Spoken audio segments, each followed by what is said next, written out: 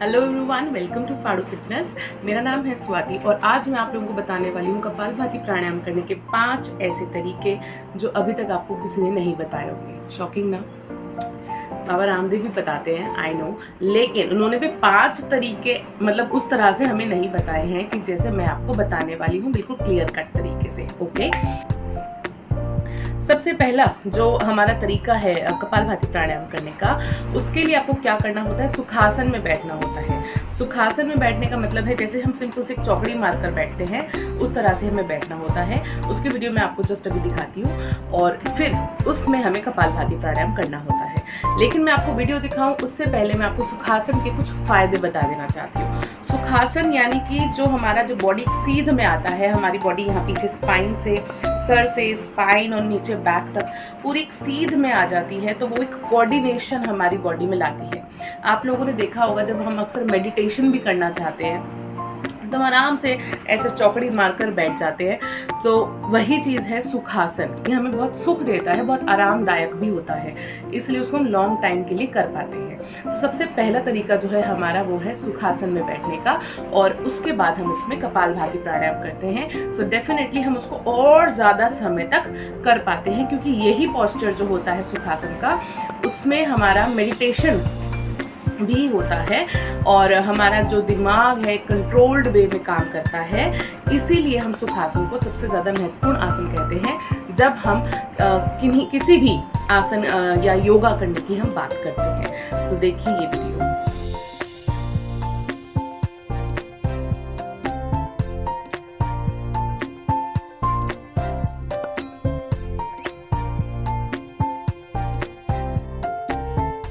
हमारा दूसरा तरीका है कपालभाति प्राणायाम करने का कि हम पद्मासन में बैठ जाएं।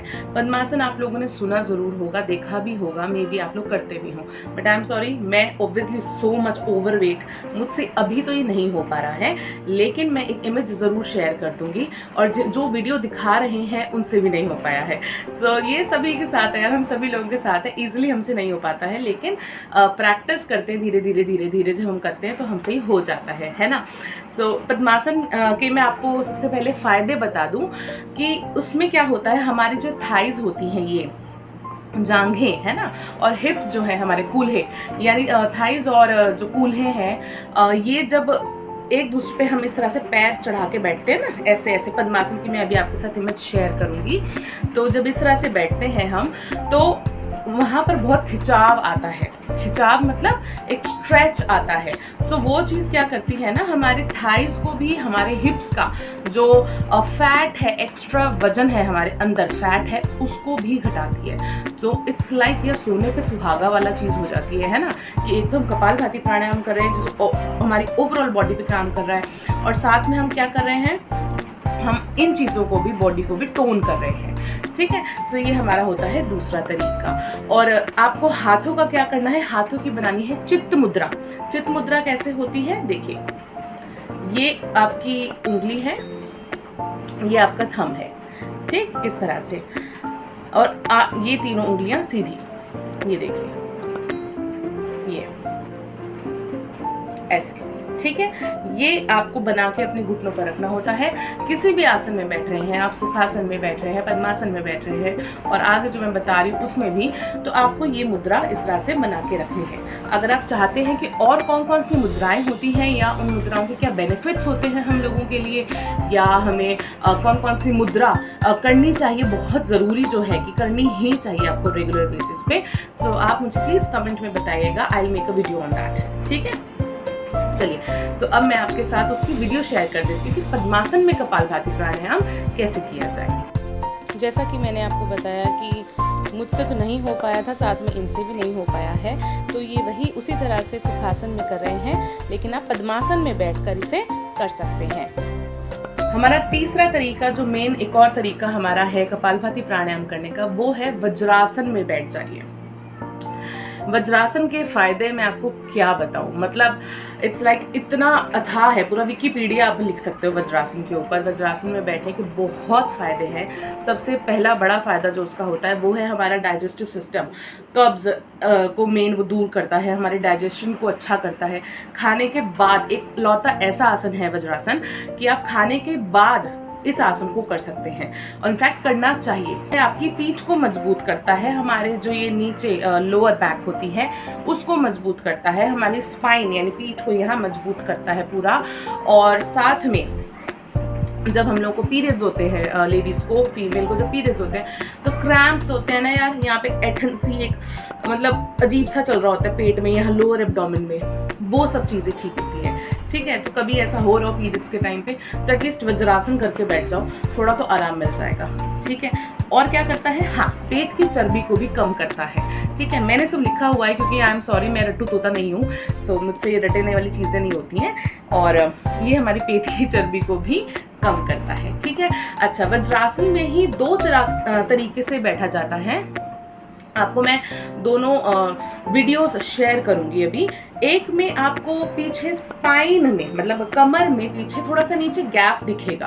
अगर वज्रासन में आपसे ना बैठा जाए, ठीक, जैसे प्रॉपर तरीका होता है बैठने का, अगर आपसे उस तरह से ना बैठा जाए तो आप इसका जो एक और मॉडिफाइड तरीका है जो कि इन्होंने करा हुआ है अभी वीडियो पे, वो है पिल्लो नीचे रखकर वो बैठे हैं। ठीक है, तो आप वो वाला तरीका भी अपना सकते हैं और उसके बाद आप उसके ऊपर से कपालभाति प्राणायाम कर सकते हैं। जैसा कि आप देख सकते हैं यहाँ पर ये कपालभाति प्राणायाम कर रहे हैं, वज्रासन में बैठकर कर रहे हैं। वज्रासन में अगर आप पिल्लो नहीं रखते तो आप सिंपल नॉर्मल इस तरह से अपने पैरों पर बैठेंगे, और अगर आपको दिक्कत है तो आप पिल्लो रखकर भी बैठ सकते हैं। हमारा चौथा तरीका होता है कपालभाति प्राणायाम करने का कि हम बैठे हुए हैं सिंपल, सपोज आप पद्मासन में बैठे हैं या आप सुखासन में बैठे हैं, मेजर मैं इन दो की बात कर रही हूँ। अगर आप इन दोनों में बैठे हैं और यूजुअली क्या होता है बैठे बैठे हम थक जाते हैं, मेरे साथ तो ये होता है, बीइंग सो ओबीस मेरे साथ ये चीज़ें होती हैं, तो वही चीज़ मैं रिलेट करके बता रही हूँ।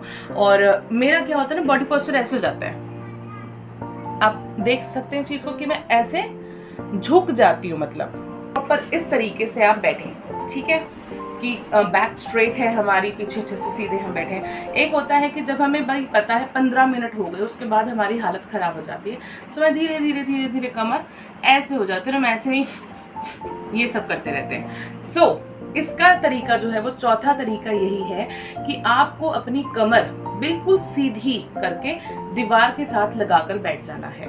बैठना आपको सुखासन में ही है या पद्मासन में ही है, जो आप जिसमें भी आप कंफर्टेबल हो उसमें आप बैठिए, और उसके बाद आप ये जो दीवार है उसके सहारे लगकर बैठे। दीवार के सहारे बैठते हैं तो एक तो होता है ये दीवार है और ये हम हैं। ठीक है, हम यहाँ ये हमारे हिप्स हैं और हम इस तरह से कमर टिका लेते हैं। उससे क्या होता है, जो बीच में गैप आ गया ना हमारे बीच में, ये चीज़ गलत है, क्योंकि हमें स्पाइन सीधी रखनी है, कमर सीधी रखनी है। तो हमें क्या करना पड़ेगा, अपने हिप्स को भी यहाँ खिसकाना है और बिल्कुल सीधे करके बैठ जाना है। ठीक है, यानी दीवार के साथ बैठने का तरीका अभी वीडियो में आपके साथ मैं शेयर करूंगी। दोनों तरीके दिखाए हैं, जहाँ थोड़ा सा गैप आया है वो भी, और जो दूसरा तरीका है कि बिल्कुल सट कर दीवार के साथ बैठना है। ठीक है,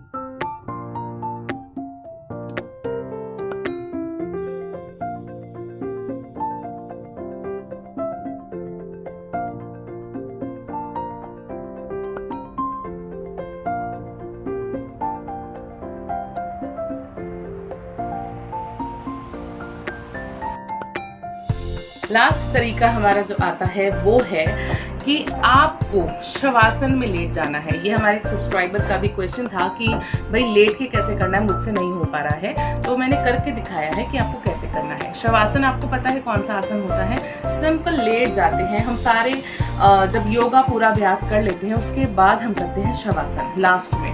क्यों? क्योंकि वो हमारी बॉडी को बिल्कुल रिलैक्स कर देता है, शांतिपूर्ण तरीके से, बहुत आराम से हमें रिलैक्स देता हुआ, इनफैक्ट वो मेडिटेशन की स्थिति में भी हमें ले जाता है। और उसमें हम शवासन में अपना कपालभाति प्राणायाम कर सकते हैं। मैंने पहले भी एक वीडियो में कहा था कि अगर आप बीमार हैं, आपसे नहीं हो पा रहा है, ज़्यादा नहीं बैठ पा रहे हो, थक गए हो, तो लेट के करो। ठीक है, शवासन में लेट जाइए और लेट कर करिए।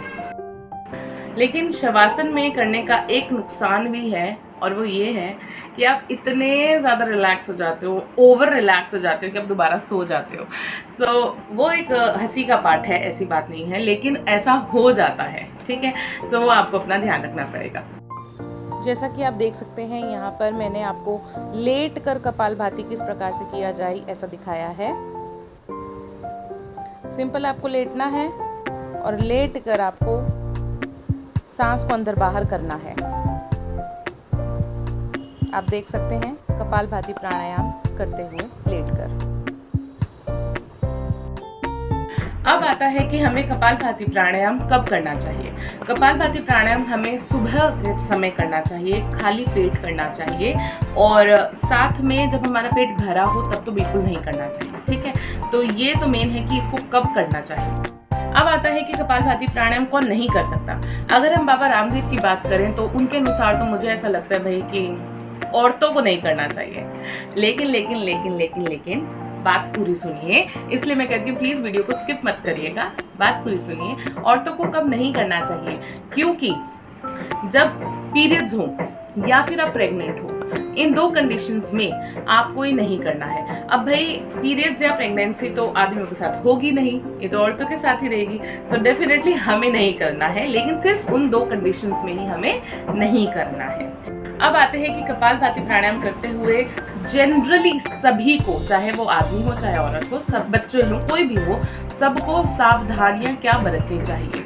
ठीक है, तो सबसे पहली चीज़ आती है, मैं लिखा हुआ है, मैंने आपको बताया मैं रट्टू तोता नहीं हूँ, आई कांट हेल्प इट यार, please you have to bear this. ठीक है, देखिए सबसे पहला है कि अगर आप हार्ट पेशेंट हैं, आपको कोई हृदय रोग है, आपको नहीं करना है। ठीक है, हाई बीपी अगर है, हाई बीपी है और आपको फिर नहीं करना है, इसका मतलब कैसे है आप समझें, क्योंकि आप अपनी बॉडी के अंदर हीट जनरेट कर रहे हो। आप ऑलरेडी कपालभाति प्राणायाम से हमारे अंदर बहुत गर्मी आती है। ठीक है, हमारा फैट तभी तो गलता है ना अंदर से, तो आप कर रहे हो और आप ऑलरेडी इतने हाई बीपी में हो और आप फिर करने लग गए तो बहुत गलत हो जाएगा। ओके, तीसरा है अगर आपके पेट में गैस बनी हुई है, मतलब आपको बहुत ज़्यादा भाई डकारें आ रही है, पेट में दर्द हो रहा है गैस के मारे, यहाँ दर्द हो रहा है यहाँ दर्द हो रहा है, और फिर भी लगे हो कपालभाति करने, नो। अगर इतना ही ज़्यादा मन कर रहा है कि शायद उससे कुछ रिलीफ मिलेगा, तो बहुत स्लोली, बहुत धीरे करना है, जैसे कि 1 मिनट में 60 बार, यानी 1 सेकंड में सिर्फ 1 बार, बहुत धीरे। ठीक है, स्पीड बिल्कुल स्लो रख के करनी है। इसके बाद आता है कि हमें कपालभाति प्राणायाम कहाँ नहीं करना है, जैसे कि कहीं पे बहुत धूल मिट्टी वाली जगह है, इसलिए कहा जा रहा है कि सुबह उठ के करिए। सुबह की मॉर्निंग जो है आपकी हवा होती है वो फ्रेश होती है ना, पार्क वगैरह में, घर में, बालकनी में, कहीं भी कर लो यार, बात है कि करना है हमें। ठीक, ओके। उसके बाद है कहीं पे अगर आपको स्मेली है, स्टिंकी है, कोई ऐसी गंदी जगह है जहाँ आपको लग रहा है कि अच्छी सांस तो अंदर नहीं जाने वाली, गंदी जाने वाली, तो इसलिए उस चीज़ को अवॉइड करो। गंदा नहीं खाना है हमें कुछ, अगर अच्छा नहीं खा पा रहे तो एटलीस्ट गंदा भी नहीं खाना है। ठीक है, ओके। उसके बाद अगर आपको फीवर है, आपको लूज मोशंस लगे हुए हैं, किसी तरह की बहुत ज़्यादा कमज़ोरी है शरीर में, तो अपने बॉडी को तंग नहीं करना है, पहले बॉडी को ठीक होने देना है, उसके बाद ये सब करना है। और एक चीज़ जो बाबा रामदेव खुद कहते हैं कि भाई आपको अपनी बॉडी को ना मतलब ओवर नहीं करना है, कुछ भी अतिक्रमण नहीं करना है। बेसिकली आपके अंदर जितनी हिम्मत हो उस तरीके से उतना करिए।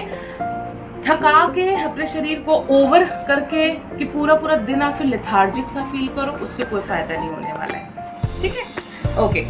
उसके बाद अब कई बार क्या होता है, क्योंकि हम ऑब्वियसली इतने मोटे हैं और हमें पतला होना है, तो हम सोचते हैं जल्दीबाजी में क्या करते हैं, चलो दिन में भी कर लेते हैं, रात को भी कर लेते हैं, सोने से पहले खाली पेट पे, अरे अब भी कर लिया, अरे तब भी कर लिया। नहीं नहीं भैया, ऐसा कुछ नहीं करना है, इतनी बार नहीं करना है, थोड़ा बहुत आप इसको करिए। और सिंपल सुबह शाम कर लो, बहुत ही ज़्यादा मन करता है तो 2 बार इनफ है, इनफ। ठीक है, उससे ज़्यादा नहीं करना है हमें। उसके बाद आता है कि फ्रेश होकर करना है, मतलब 40 जाकर करना है। ठीक है, ये नहीं कि गए नहीं और सुबह उठ के बैठ गए या फिर ऐसे ही चले गए पार्क। फ्रेश हो, पॉटी जाओ, जब पेट खाली हो तब इसको अंदर बाहर करना है। ठीक है, नहीं तो उसका कोई फायदा नहीं होगा, ऊपर से आप पेट में दर्द जरूर हो जाएगा। ओके। उसके बाद है अगर आपने शाम की बात हम करें, सुबह के लिए तो हमारे पास खाली पेट मिल जाता है ना, शाम को भी कम से कम 4 घंटे पहले खाना खा रखा हो या 4 घंटे से कुछ ना खाया हो, तब आप इसको करिएगा। ठीक। अच्छा, अब आता है कितना करना चाहिए हमें कपालभाति प्राणायाम। तो देखिए, सबसे पहले अगर आप एक बिगिनर हैं, आपको इतना नहीं आता है, तो आपको इसको कैसे करना है, शुरू में 50 बार 60 बार करिए, धीरे धीरे अपनी स्पीड बढ़ाइए, ठीक है। मतलब 1 सेकंड में 1 बार या 2 सेकंड में 1 बार, इस तरह से। और कम से कम 5 मिनट करेंगे, मैक्सिमम से मैक्सिमम आधा घंटा यानी 30 मिनट, ठीक है। तो ये था हमारा पूरा कपालभाति प्राणायाम के ऊपर वीडियो। अगर आपको अच्छा लगा तो प्लीज़ लाइक शेयर सब्सक्राइब कर लेना और stay tune for more. Bye bye. जाते जाते आप देख सकते हैं यहाँ पर मैंने एक वीडियो क्लिप अटैच करी है। जैसा कि मैं सुबह पार्क में गई थी और मैंने देखा, तो मुझे लगा ये आप लोगों को ज़रूर बताना चाहिए। ये कपालभाति करने का बिल्कुल गलत तरीका है। कपालभाति प्राणायाम करते हुए हमारे कंधे इस तरह से उठने नहीं चाहिए, उचक कर ऊपर नहीं आने चाहिए। हमें सिंपल तरीके से, जैसे मैंने आपको और वीडियोस में दिखाया है करके या करवाकर, उस तरीके से ही हमें कपालभाति प्राणायाम को सहज रूप से करना चाहिए। इस तरह से नहीं करना चाहिए।